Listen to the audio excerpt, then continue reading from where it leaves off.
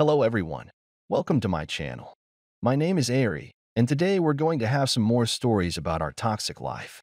But before we start, it would be so much appreciated if you would subscribe to my channel, like the video, if you enjoy it, and maybe leave a comment down below. These simple clicks would mean a lot to the future of this channel and really reward the effort that I put in every day. And now without further ado, let's go. Today's first story. In this story, after college I married my love Taylor and flourished in my pharmaceutical career, providing her every luxury. But my bliss shattered when Taylor and my best friend, Rick, betrayed me, carrying on an affair. Confronting them, I severed ties and divorced Taylor. Rick's wife left him too. Despite Taylor's remorse, I couldn't forgive. 3 years on, I found peace without them, grateful for the painful revelation. Now let's get into the story. My wife and I started dating right after college. She was 24 and I was 26. Taylor and I happened to come from the same state, and I just can't explain how, but I loved her. I loved everything about Taylor, and her family was quite fond of me. Aside from my mom, who was very important in my life, Taylor was the next most important person. And to be honest, I loved her more than my best friend Rick.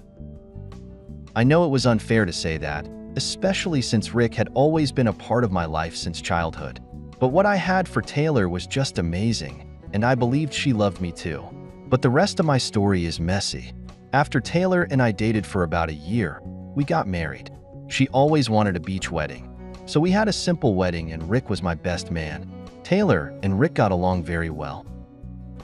There was no reason for her not to. In fact, I used to jokingly tell her that if anything bad happened to me, she had Rick to fall back on because I trusted him with my life and with my wife. I worked with a pharmaceutical company, and I'd love to say that it was raining money for me.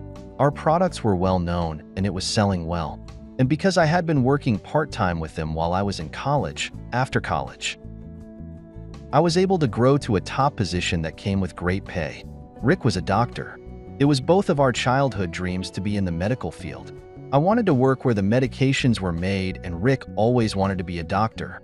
I don't really get how, but in some way I earned more than he did, and I was able to provide everything that Taylor wanted. If she wanted vacation trips, expensive shopping, or anything she mentioned, it was all hers. Most of the time I just dropped by a jewelry shop and get her some expensive jewelry just so she could smile ear to ear. I loved Taylor that much, and I wanted to spend the rest of my life with her.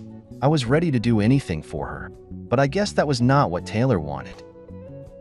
Rick knew how much I valued Taylor right from our dating days up till when we were married. Taylor also knew that I didn't have so many people in my life. It was just me and Rick from the beginning until she came along. Yet the two of them chose to treat me in the most horrible way. In the beginning, I didn't suspect there was anything going on between Rick and my ex-wife. They were close because of the bond we all shared. So whatever was going on, I believed it was just them being friends. Taylor and Rick's wife were equally close, but it was still nothing compared to the closeness between Rick and Taylor. I just used to believe it was because Rick's wife came late to the picture and Taylor was already fond of him. It didn't really make sense until one night while Taylor and I were making love, she unconsciously said, "Go easy on me, Rick." And when she realized what she had said, she pretended it was a slipped tongue. I was too smart, and there was no way I was buying that crap. If she called another man's name while I was trying to make love to her, then it only meant one thing: she had been screwing him behind my back. I got up immediately and asked her to explain what she had just said. And as crazy as it sounds, my guts were right. Taylor had cheated on me with Rick, and it had been going on for the past months, and I'd barely noticed a thing she said. It all began when I traveled one time for a very important meeting, and I asked Rick to look after her for me. When Rick came over and the conversation led to another, she didn't know how it happened. The more she told the story, the more irritated I was. I could not believe that my wife would stoop so low to sleep with my best friend. And my best friend, on the other hand, found my wife attractive. We were only married for 2 years, and we were still very young in our marriage. I had noticed Rick and my wife had become closer after I returned from my 4-day meeting, but I didn't think it had anything to do with them sleeping together. I was so broken, and for the first time in a long time, I cried. That was the highest form of betrayal I had ever experienced. I confronted Rick about it, and much back and forth he affirmed that he was having an affair with Taylor and it was the devil's work. Rick's betrayal was the worst. He would never have forgiven me if I had anything to do with his wife, but he repeatedly slept with my wife and she allowed it. I noticed she had become colder towards me. Every conversation was always about Rick, and if I tried to change the topic, she would find a way of bringing him back into it. I knew that if I kept any of those two close to me, they could lead to my death. So I cut both of them out of my life without thinking twice. I divorced Taylor. I was better off without her, and I moved out of town. When Rick's wife found out what he had done, she divorced him too. And I was thinking he would end up with Taylor, but he didn't. He cheated on her with another woman just a month after his divorce, and he could not sustain the kind of lifestyle I gave to Taylor. It's been 3 years since this happened, and I have been happier with the two of them out of my life. Taylor tried to call me twice. She cried bitterly and admitted that she fully regrets what happened, and she promised it would never happen again. But I couldn't just take her back. Up till now, I still feel the hurt and heartbreak. And maybe if she did not call Rick's name in bed, maybe we would still be together and they would still be cheating on me. But as painful as it was, I'm glad it happened. Today's second story. In this story, after 30 years of marriage, OP discovers his wife's affair with the mailman through security camera footage. Confronted, she admits guilt, leading to their divorce. Their children side with him, humiliating her and the mailman. She moves in with their eldest but returns when support fades. He focuses on self-improvement and dates, while she struggles financially and emotionally, eventually moving back in as a nanny. Now let's get into the story. My wife, 49 female, and I, 53 male, were married for 30 years. We have 3 adult children, 2 of which are married with children of their own. Our kids hosted a 30th anniversary party for us, and as a present to my wife, I decided to get her wedding band engraved. For a few years, our marriage had simmered down. We still dutifully worked our careers, and I thought we were both tired. At the end of the day, my wife never asked me for anything or tried to talk to me about what else she needed. She claimed to be perfectly content and happy with our way of life. At this point, our kids were out of the house, but they came over all the time. I knew we weren't ready to retire. My wife was a popular and well-respected woman in town. She worked in the hospital as a speech therapist. I was also pretty popular, but only because I was good at making my wife's friends laugh. I was a natural comic and did a whole bit for them about my wife being the breadwinner. She started to look at me like I was a joke. She didn't understand. Our intimacy levels dropped to a kiss each morning and night. I was pretty sure that whenever we did have intimate, my wife had to think of a fantasy to make it more entertaining. I did ask her if she was satisfied with our love life, or if she wanted to change something. She said there was nothing we could change, then corrected herself. "There's nothing we should change," she said. I was the man for the job, so life went on as normal, but I wanted to see what my wife was up to at home. She always had one random weekday off. I installed 2 security cameras, one in the high corner of our front porch and the other in the high corner of our living room, blending in with my prized hunting trophy. I was disappointed that my wife's engraved wedding band still hadn't returned in the mail. 3 weeks after our anniversary party, I asked my wife if she ever got a small package in the mail reminding her that we were still waiting for her ring. Her expression told me she completely forgotten about it. That made me very upset.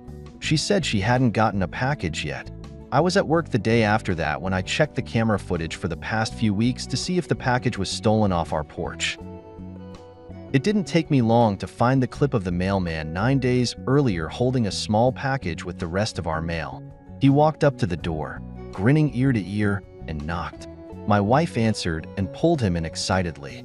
On the next camera, I watched them make out and undressed like fighting cats, unashamed to be all over each other in my house. Clothes were strewn all over the place, and in the commotion, the small package slid under the couch. I watched the mailman take my wife to the living room.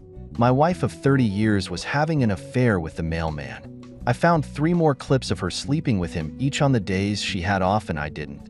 I figured the affair had been going on since before I installed cameras. Our whole life together, our children, house, careers, all seemed like an illusion. All the time I spent loving and living with my wife was for nothing. She couldn't deny another man, not even after decades spent by my side. It made me feel like our life together wasn't enough for her. Having a committed, loyal husband, 3 successful children, and 4 beautiful grandchildren wasn't enough for her. She had to sleep with another man. For what? What could he offer her that I hadn't already? The fleeting excitement of something new? When it was over, the living room looked exactly as it did before, except for the small package under the couch. The first thing I did was take the video clips to the post office. I showed the head honcho and filled out a report. He assured me that AP would lose his job for this. Then I went home. I walked past my grinning wife straight to the couch, reached under, and pulled out the small package.